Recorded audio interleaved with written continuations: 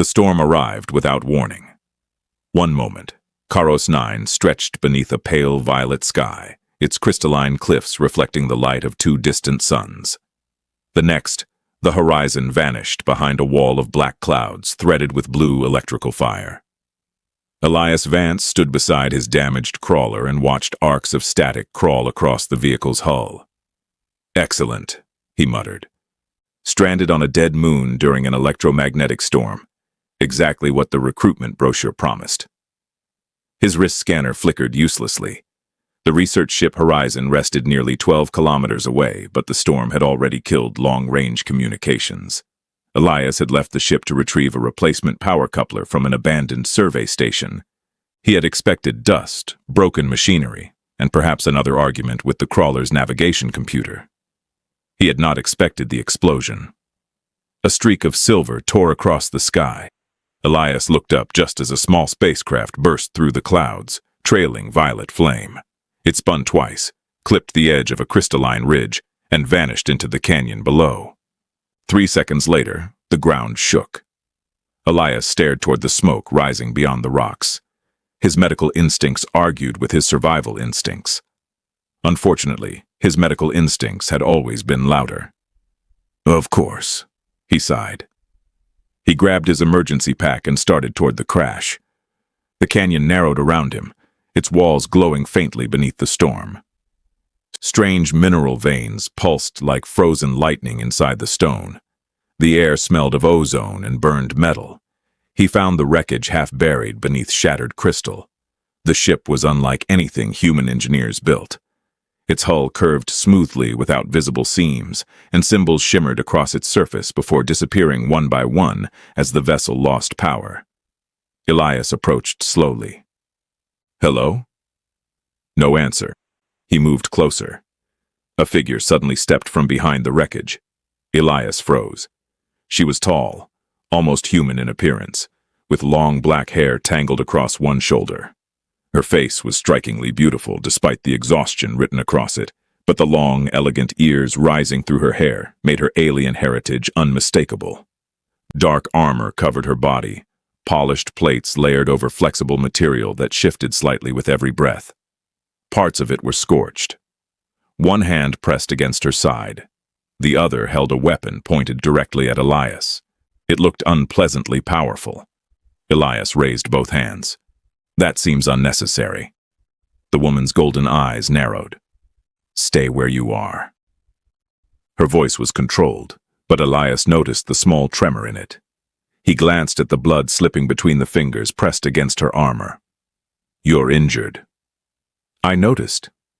"Good." Conscious and sarcastic. Very encouraging signs. Her weapon remained aimed at his chest. Elias studied her carefully. "If you shoot me, you'll still be injured." "I can survive." "You're leaning against your spaceship." She glanced toward the wreckage behind her. "I am not leaning." "You absolutely are." Her expression hardened. Elias wondered briefly whether correcting an armed alien woman had been covered in medical school. Probably not.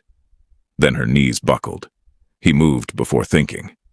She tried to raise the weapon, but her strength failed.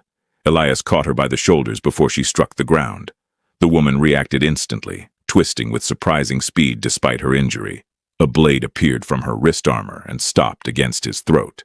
Elias went very still. "Interesting bedside manner," he whispered. For several seconds, neither moved. Then her eyes lost focus. The blade deactivated. Elias lowered her carefully to the ground. "Wonderful," he said. "Now I'm treating someone who tried to kill me twice in under a minute. Personal record." He activated his medical scanner. The device projected a blue lattice across her body. Immediately, warning symbols appeared. Unknown physiology, unknown blood chemistry, unknown cellular structure. Elias frowned. "Well, you're medically inconvenient." Her eyes opened slightly. "Human." "Yes? If you harm me, you'll kill me?" She gave the smallest nod. Elias smiled. "Good. I was worried we hadn't established that yet." He examined the damaged armor near her ribs. A plasma strike had burned through the outer plate, leaving a deep wound beneath it. Worse, fragments of metallic material seemed embedded inside. The scanner chirped. Radiological contamination detected. Elias's humor vanished. That's bad. What? The metal inside the wound is emitting something my scanner doesn't understand. Phase alloy. He looked at her. That sounds expensive. It is lethal. That sounds less expensive. She almost laughed. Almost. Elias opened his emergency pack and injected a field stabilizer around the injury. We need shelter. My ship. Your ship is currently pretending to be modern art. She looked toward the wreckage. A section of hull collapsed with a metallic groan. Elias pointed. See, very expressive. The woman closed her eyes. There is a structure east of here. I know. Old communication station. How? I was heading there before you fell out of the sky and complicated my afternoon. She opened her eyes again, studying him more carefully now. Most injured people looked relieved when a medic appeared. This woman looked suspicious. Not ordinary suspicion either. The sort of suspicion belonging to someone who expected betrayal as naturally as breathing. Elias slid one arm beneath her shoulders. She immediately stiffened. I can walk. You collapsed. I slipped. On gravity? Her mouth tightened. He helped her stand. For several steps she tried to support herself. Then she reluctantly allowed more of her weight against him. Lightning flashed above the canyon. Elias glanced at her armor, her weapon, and the strange insignia engraved near her shoulder. He did not recognize it. He only knew one thing. Whoever this woman was, she was definitely not a civilian.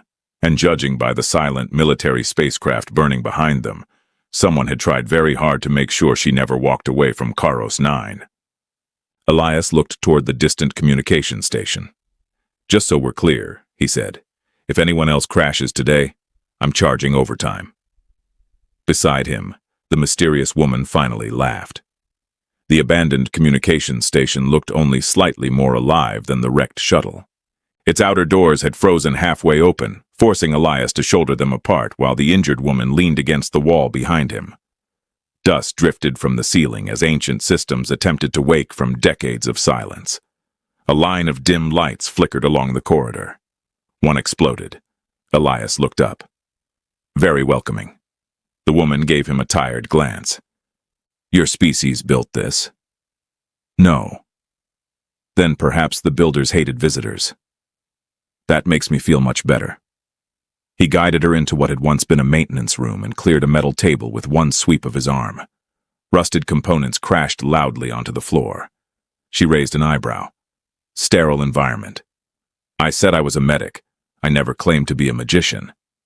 He helped her onto the table and activated 2 portable field lamps. Their white glow illuminated the damage along her side. Up close, the armor was even stranger than he had first thought. Fine lines moved across its surface like liquid circuitry. When Elias touched one of the plates, the material briefly hardened beneath his fingers. Reactive armor? Yes. Advanced. You sound surprised. I'm trying not to insult the woman carrying 3 knives. 4. He paused. Good to know. Elias opened his medical kit. The scanner projected a rotating image of her ribs into the air. 3 fragments of phase alloy glowed bright red beneath the holographic tissue map. His expression tightened. The metal is spreading radiation through the surrounding cells. Remove it. That was the plan. Then why are you staring? Because your internal anatomy is arranged like someone designed a human body after receiving very confusing instructions. Her long ears twitched slightly. My anatomy is superior. Your liver appears to have a backup liver. It does. That's cheating. For the first time since entering the station, amusement softened her face. Elias cut carefully through the damaged section of armor. The material resisted his surgical blade until she touched a symbol near her collar. The plates loosened immediately. He peeled them away from the wound. Her breathing changed. The injury was worse than he expected. Burned tissue surrounded a deep opening beneath her ribs, shimmering faintly with particles of violet light. Elias reached for an antiseptic injector. This is going to hurt. I have endured battlefield surgery without anesthesia. Wonderful. Then this will be embarrassing. He sprayed the wound. She jerked violently. Her hand closed around his wrist. Elias froze. Her grip was astonishingly strong. She stared at him with narrowed golden eyes. That burns. That means it's working. That is what torturers say. Yes, but torturers rarely give you a bandage afterward. She released his wrist. Elias suppressed a grin and continued cleaning the wound. Each time the antiseptic touched damaged tissue, she visibly resisted reacting. It was almost impressive. Almost. You can complain, he said. I do not complain. You threatened the disinfectant with your eyes. It deserved warning. He chuckled. Then he prepared the extraction tool. A magnetic surgical probe unfolded from the device, creating a narrow containment field around its tip. This part matters. If one of those fragments breaks apart, I may not be able to stop the radiation from spreading. Her expression became serious. Do it. Elias inserted the probe.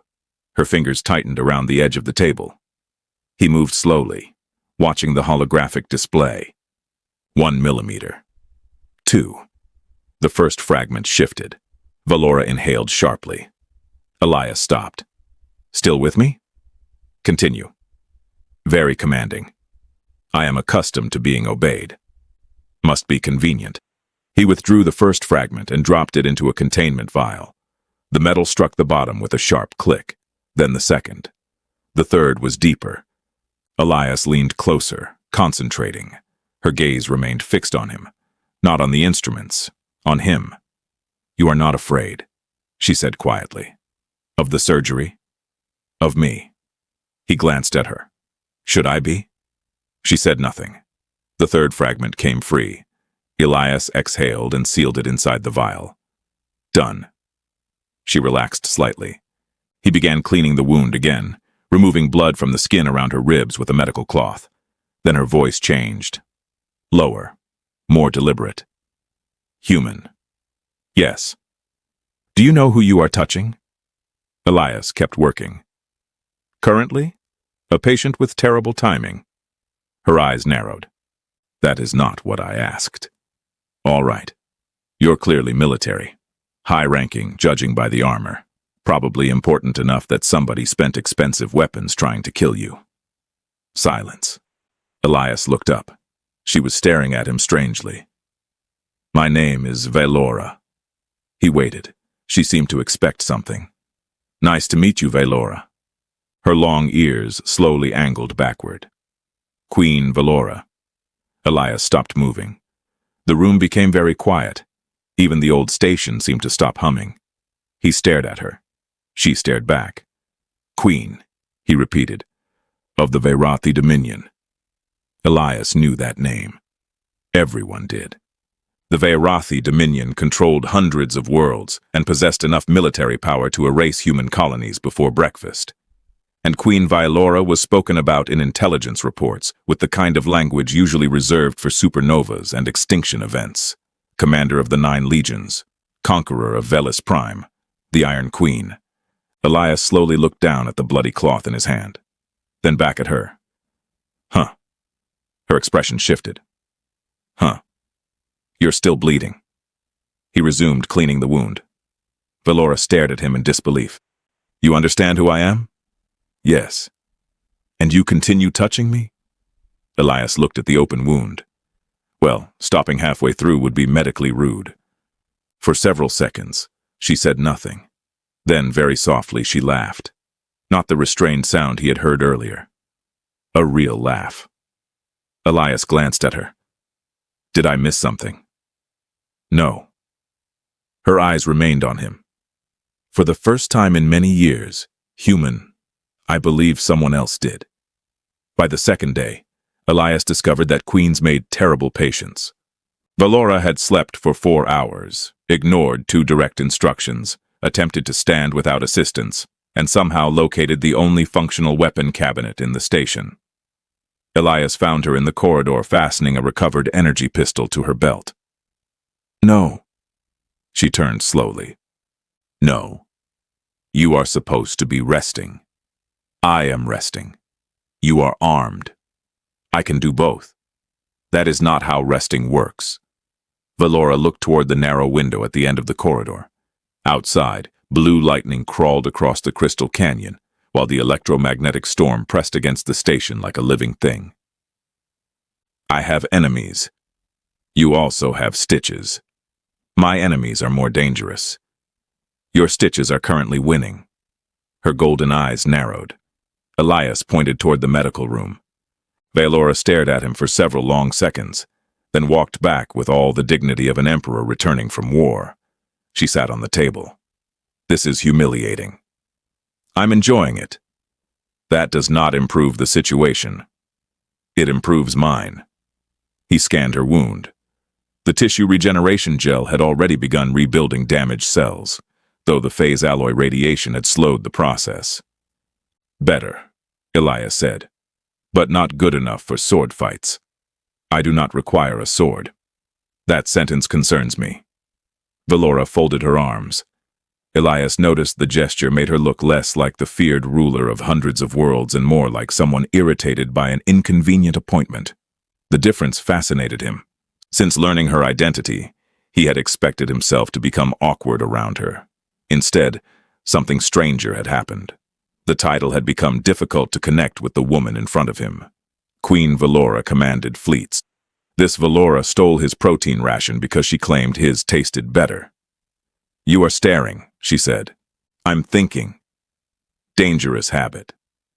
I was wondering why you were alone. Her expression changed instantly. The humor vanished. Elias leaned against the wall. You had a military shuttle, royal armor, enough weapons to invade a small station, but no escort. Vaelora looked away. For several moments, only the storm answered. My journey was secret. From whom? Almost everyone. That sounds healthy. She ignored the comment. There have been attacks along my western territories, merchant vessels disappearing, colonies receiving weapons beyond anything local factions could manufacture. What kind of weapons? Singularity charges. Elias stopped smiling. Even human governments had banned portable singularity devices decades earlier. A charge no larger than his palm could collapse a city block into a gravitational knot.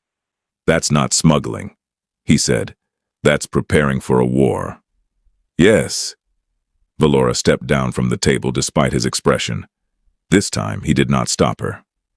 I believe someone inside my court was supplying them, she continued. If I sent investigators, the traitor would know.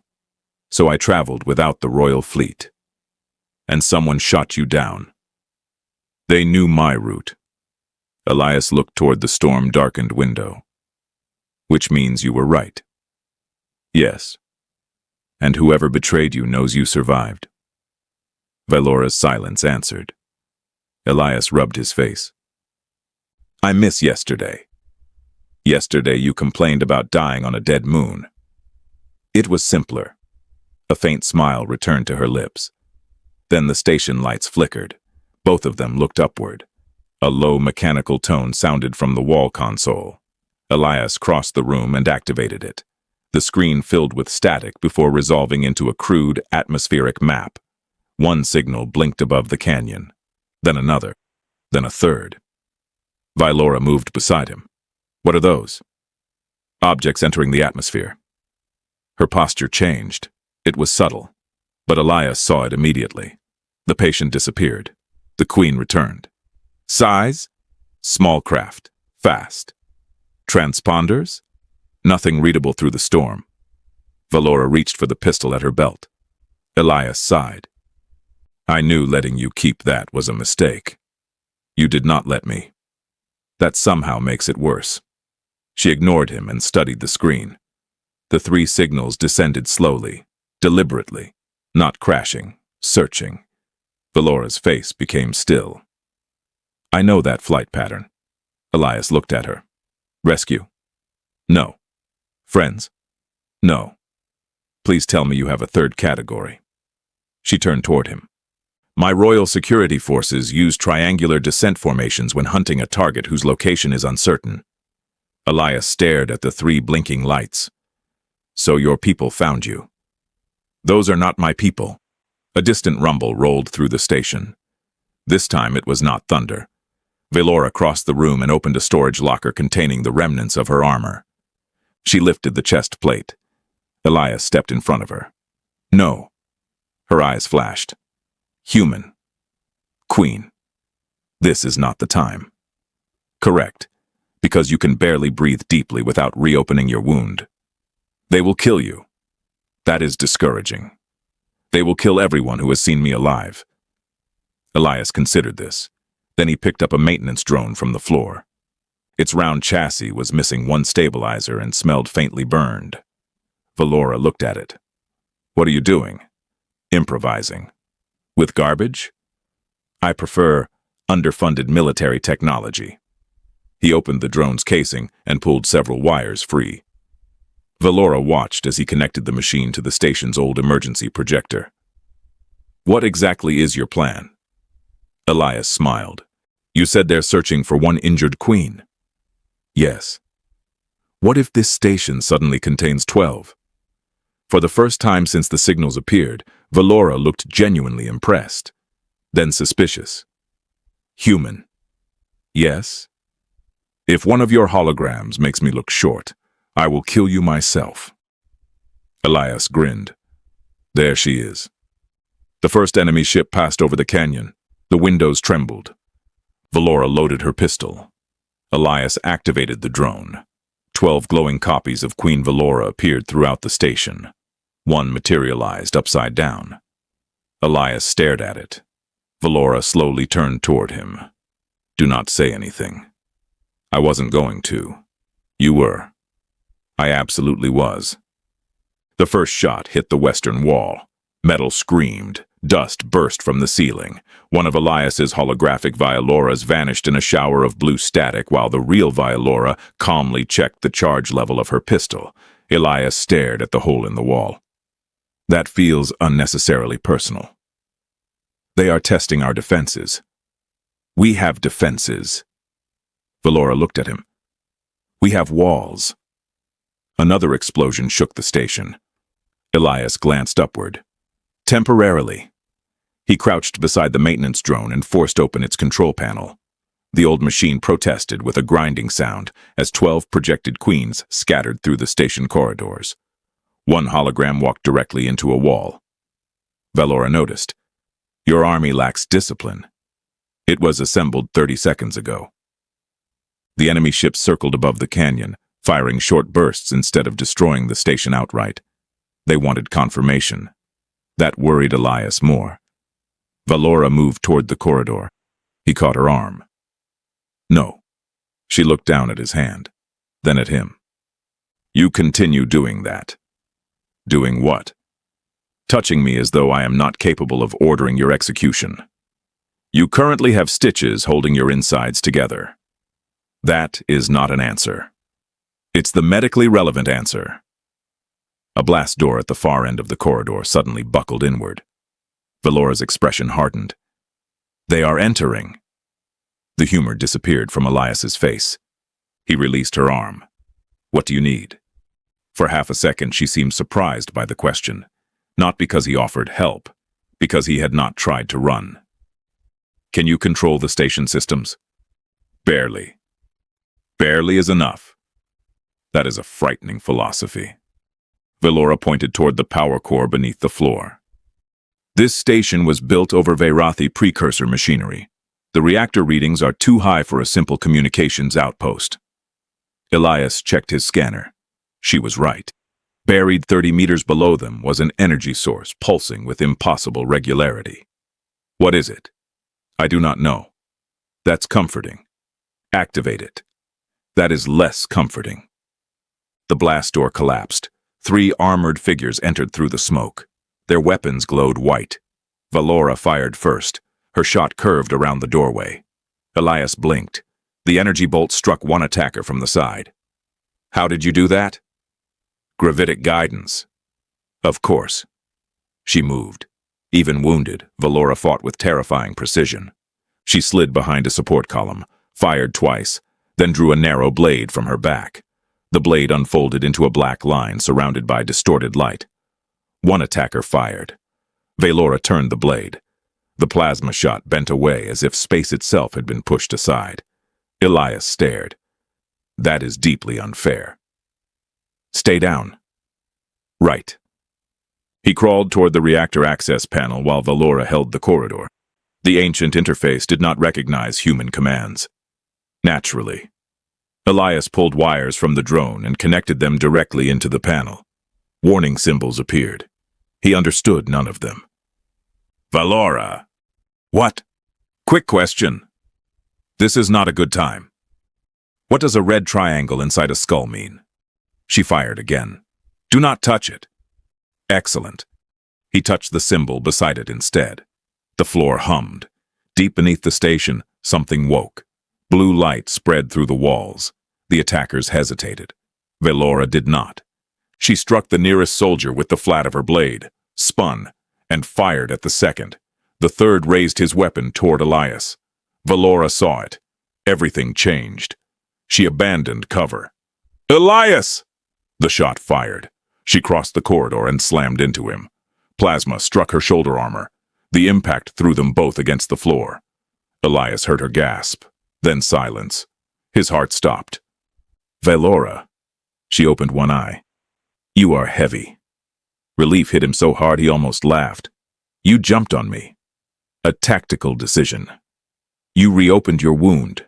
She looked annoyed. That is your concern? Yes. The remaining attacker advanced. Then 12 holographic Vaeloras appeared around him. The soldier froze. One was upside down. Elias pointed. Even she's back. Vaelora laughed, despite the pain. Elias slammed his hand onto the reactor controls. A pulse exploded through the station. Gravity twisted. The attacker rose from the floor, floated sideways, and crashed gently but humiliatingly into the ceiling. Vaelora stared. Elias stared. The soldier hung there unconscious. I meant to do that, Elias said. No, you did not. Please allow me this. The station suddenly filled with alarms. Dozens of signals appeared on the scanner, then hundreds. Vaelora pushed herself upright. Elias looked at the display. Warships emerged from hyperspace above Karos 9, so many that they turned the storm-filled sky into a field of artificial stars. Elias swallowed. More assassins. Vaelora listened to the incoming transmission. Her expression changed. For the first time, he saw something close to relief. No. A deep voice filled the station. Her Majesty's flagship to ground position. By order of the 9 legions, hold your fire. The Queen has been found. Elias slowly looked at Vaelora. You brought an entire fleet. She leaned against him, exhausted. I am important. He looked through the cracked window at the enormous warships descending through the storm. I'm beginning to notice. The first Vaerathi soldiers entered the station in perfect formation. Their armor was polished black, their helmets narrow and angular, and every weapon pointed toward the floor. The moment they saw Vaelora, they dropped to one knee so quickly that Elias nearly stepped backward. Your Majesty. More soldiers appeared behind them, then more. Within seconds, the ruined corridor looked less like an abandoned station, and more like the entrance hall of an invading army. Vaelora straightened. Despite the torn armor, dried blood, and fresh damage across her shoulder, something about her changed instantly. Her back became rigid, her golden eyes sharpened. The exhausted woman Elias had treated disappeared behind the presence of a ruler who had commanded worlds. Rise! Every soldier stood at once. Elias stared. That is disturbingly efficient. Vaelora glanced at him. You expected applause? I was hoping for snacks. A tall officer pushed through the formation. His silver armor carried enough insignia to make Elias suspect he was important. The officer stopped before Vaelora. Your Majesty, Commander Ravel, we believed you dead. You believed incorrectly. Relief flashed across the commander's face before discipline buried it. Our fleet intercepted fragments of your emergency beacon. We traced the signal through the storm. Vaelora's gaze hardened. 3 royal security craft arrived first. Ravel went still. That is impossible. There are 3 assassins inside this station who may disagree. The commander looked toward the unconscious soldier still attached to the ceiling by Elias's accidental gravity field. He blinked. Elias raised one hand. Long story. Ravel stared at him. Who is this human? Vaelora answered immediately. The reason I am alive. Every nearby soldier turned toward Elias. He suddenly became very aware that he was wearing a stained medical jacket and holding a drone repaired with tape. Hello. Nobody responded. Friendly group? Vaelora's mouth almost curved into a smile. A medical team rushed forward, but she raised one hand. My injuries have already been treated. The lead physician looked offended. By whom? Vaelora pointed at Elias. The physician looked at him as though she had just announced that a kitchen appliance had performed surgery. A human? Elias sighed. Yes. Apparently my species recently discovered medicine. The physician ignored him and activated a scanner over Vaelora's wound. Her expression changed. The phase alloy was completely removed. 3 fragments, Elias said. One was lodged close to a vascular structure. The physician examined him differently now. Without a Vaerathi surgical interface? I had a probe and very poor life choices. Vaelora actually laughed. The soldiers pretended not to notice. Several hours later, Elias stood inside the observation chamber of Vaelora's flagship. The ship was enormous. Karos 9 floated beneath them while dozens of warships formed a protective ring around the vessel. Fighters crossed between them like sparks of silver light. Elias had never seen military power on such a scale. Vaelora entered behind him wearing clean ceremonial armor. Her long black hair had been brushed back, revealing the elegant shape of her long ears. For the first time, Elias understood what strangers saw when they looked at her. Not the wounded woman in a broken station. A queen. You are quiet, she said. I'm reconsidering every joke I made. That would be unfortunate. He looked at her.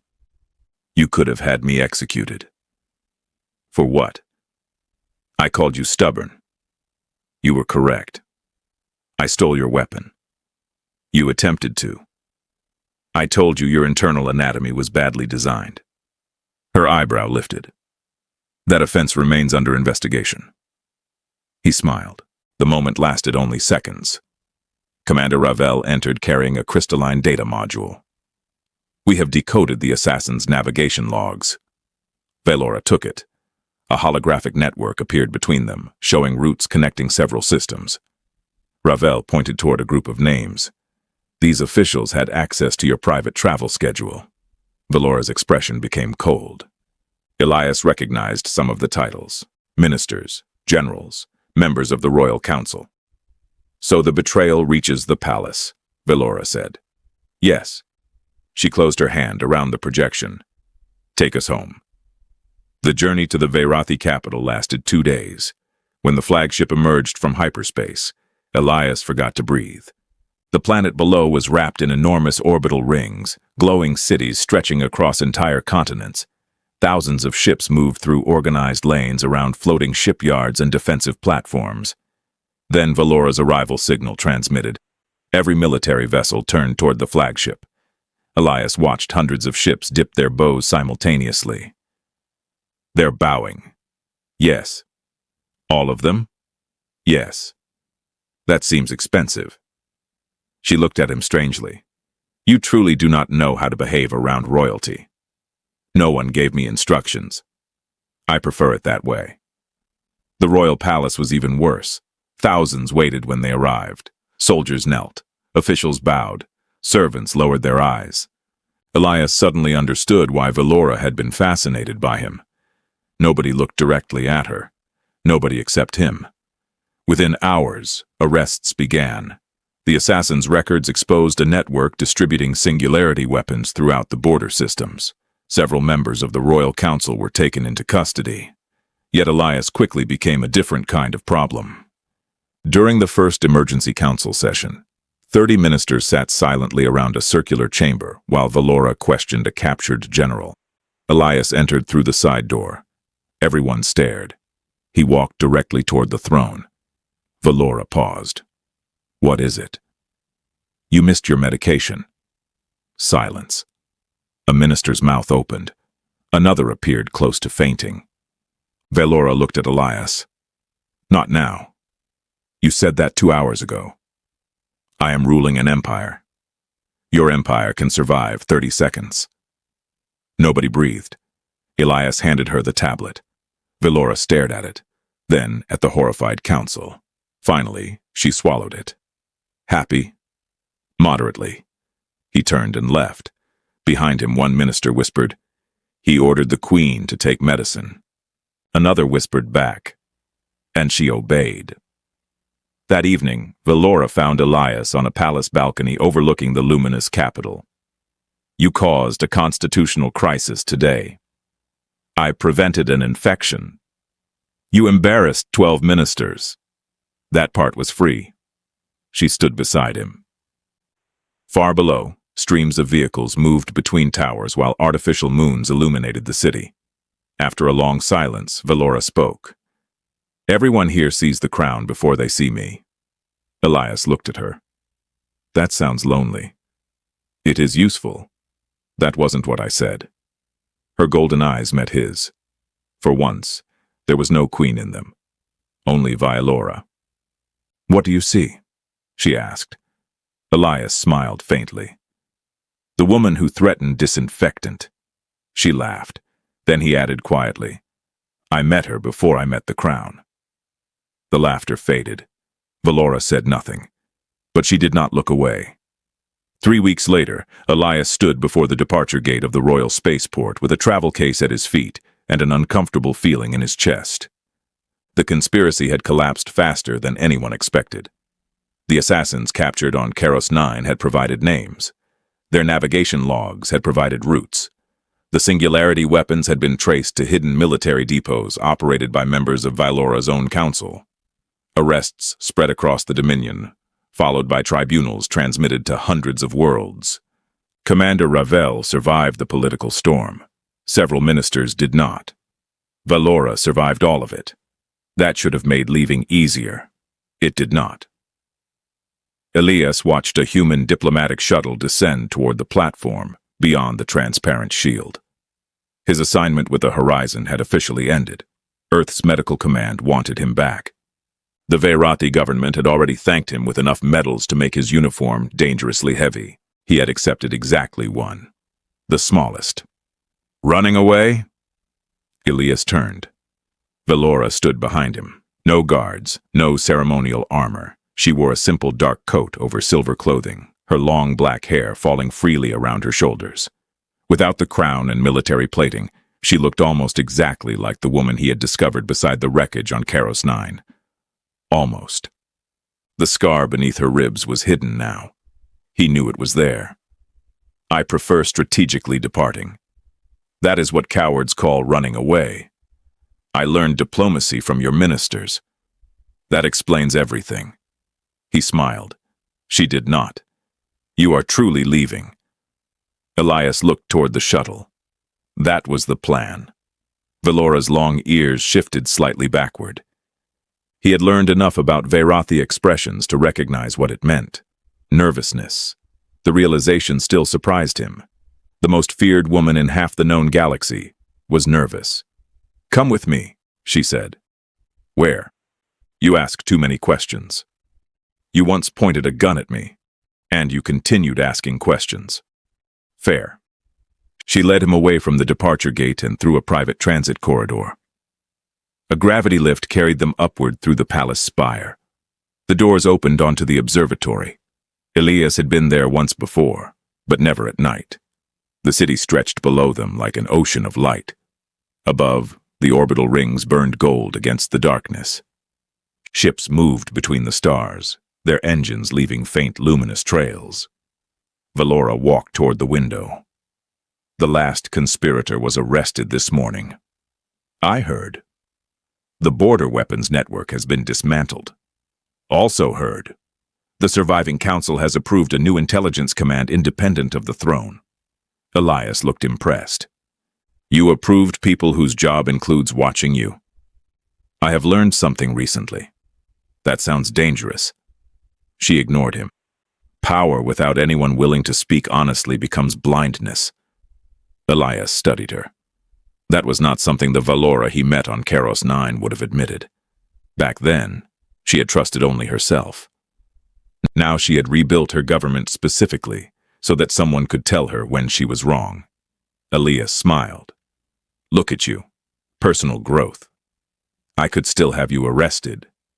There she is. A faint smile appeared, then disappeared. Vaelora turned fully toward him. I have also learned something else. That wounds hurt? That too. She stepped closer. For years, I believed respect required distance. That fear created loyalty. That if people saw the woman beneath the crown, they would see weakness. Elias said nothing. She continued. Then a human found me bleeding in the dirt and complained that I was medically inconvenient. You were. You stole my weapons. For safety. You insulted my anatomy. Scientifically. And when I told you who I was, you continued cleaning my wound. Elias smiled softly. You were still bleeding. Vaelora looked down for a moment. When she spoke again, her voice was quieter. That answer changed something. She reached for his hand and placed it gently against the side of her ribs, over the place where the wound had once been. Human? Elias already knew the question. Her golden eyes lifted to his. Do you know who you are touching? He pretended to think. Commander of the 9 legions? She waited. Ruler of 400 worlds? Her expression hardened theatrically. Elias. Terrifying owner of excessive numbers of warships? Human. He laughed. Then his voice softened. Vaelora. She became completely still. The woman who refuses to rest, steals my protein rations, threatens medical equipment, and apparently owns several planets. Several? Fine. An unreasonable number. Her laughter filled the observatory. It was the same laugh he had first heard in the ruined communications station. Uncontrolled. Human, almost. When it faded, she was still holding his hand. Stay. One word. No royal command. No decree. A request. Elias looked toward the distant stars. Weeks earlier, he would have refused. His life had always been movement. Another ship. Another mission. Another patient. He had convinced himself that being needed was enough. Karos 9 had changed that. Vaelora had changed that. He had saved her life, but somehow she had forced him to recognize that constantly leaving was another kind of fear. What would I even do here? Vaelora's eyes brightened. I have proposed a permanent medical liaison between humanity and the Dominion. You created a government position. For you. That sounds suspiciously like bureaucracy. You will survive. Debatable. And occasionally, she added, you may remind the Queen to take her medication. Elias sighed dramatically. Impossible assignment. Vaelora stepped closer. So? Below them, the capital shimmered. Beyond the planet, human space waited. Elias looked at his travel authorization on his wrist display. Then he deleted it. Vaelora watched the hologram vanish. You are staying? For 6 months. Her eyebrow rose. 1 year. She continued staring. Fine. We renegotiate after a year. I am a queen. I negotiate well. I noticed. Months later, the first joint Vaerathi Human Medical Institute opened in orbit above the capital. Elias became its director. Vaelora continued ruling. The Dominion changed slowly. Court officials began speaking more freely. Commanders questioned impossible orders. The Queen occasionally listened. Occasionally. And somewhere in the royal palace, hidden among priceless artifacts and weapons from conquered worlds, Vaelora kept one ridiculous object inside a glass case. A burned maintenance drone. Elias discovered it during a diplomatic reception. You kept this? It saved my life. It projected you upside down. A historical detail. It was terrible. It was effective. He looked at her. She looked at him. Then, somewhere outside the palace windows, 12 ceremonial holograms of Queen Vaelora appeared above the city. One flickered and turned upside down. Vaelora slowly looked at Elias.